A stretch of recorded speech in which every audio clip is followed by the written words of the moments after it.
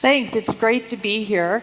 And I really have to give it up to Max and his team for organizing such a great event and getting all of you to come out and take time out of your quarterly business close to come out and learn some more and invest in your profession.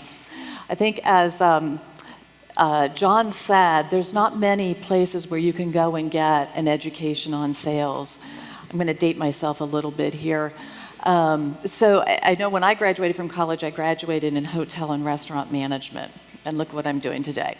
I spent 2 years in that and figured out there had to be a better way to make a living and not work on holidays. And so I lucked out and I came out here and I got into sales. And it's amazing the changes that we've seen happen just in the last 10 to 14 years. When I was doing sales, we had Rolodex cards, we had the phone, and like 5 or 6 years later, wow, we had the fax machine.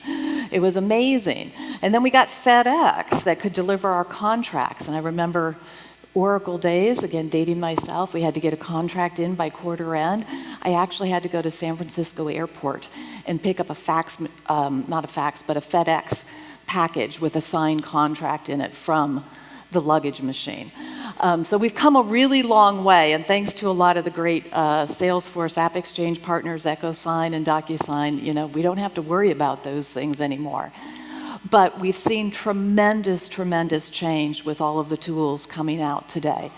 And we have to thank Mark Benioff and again, all the Salesforce App Exchange partners for that we are now being more productive and effective and efficient as we've ever been. But one of the really more recent changes is really around what Craig, and I really appreciate him coming on before me because he really set the stage very well, but the personalization and making sure we're talking more about the buyer, that it's not always about us. So that's what we're going to talk about today. So again, why am I up here? What do I know? I've worked at a variety of companies. I started really my sales career in technology at Oracle back when it was a $50 million company. So again, dating myself a little bit, in the 4 years I was at Oracle, we went from 50 million to $1 billion. Pretty, even in today's growth rates, still pretty astronomical growth. We had a lot of fun. I was in inside sales. We had to fight tooth and nail with the field and we were always looked at as the wicked stepchild. So I'm really passionate, and I found my calling, I like to think, about selling over the phone and being effective and efficient, and getting a lot more done than my field counterparts do. But it's taken us a long time, and it's just been within the recent years, again, that it's really come up and leading the way. For every field person that gets hired, there's 15 inside sales reps and SDRs that get hired. It's amazing what's happening in the industry and the profession, and it really is very, very exciting for me as someone that's very passionate about it. And I've talked about this subject for many years now in running consulting companies, and I've done workshops for VCs, and again, worked with hundreds of companies, both from very small stage to the IBMs and the Oracles of the world in consulting. So again, dating myself a little bit here, I don't know how many of you even know who that is a picture of.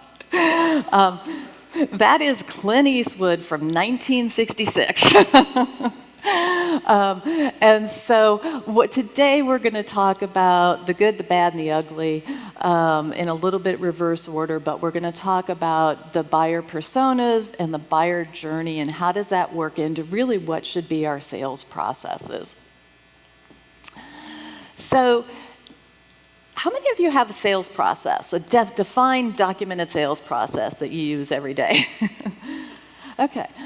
Only a handful, which is actually interesting because CSO Insights also has found that only about 40% of the companies are actually using a defined sales process.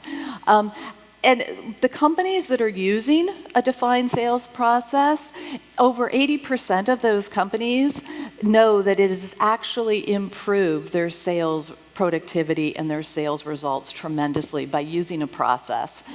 From a rep point of view, whether you're an inside rep, an SDR, or a field sales rep, The process really helps guide you into what are your next steps and stages.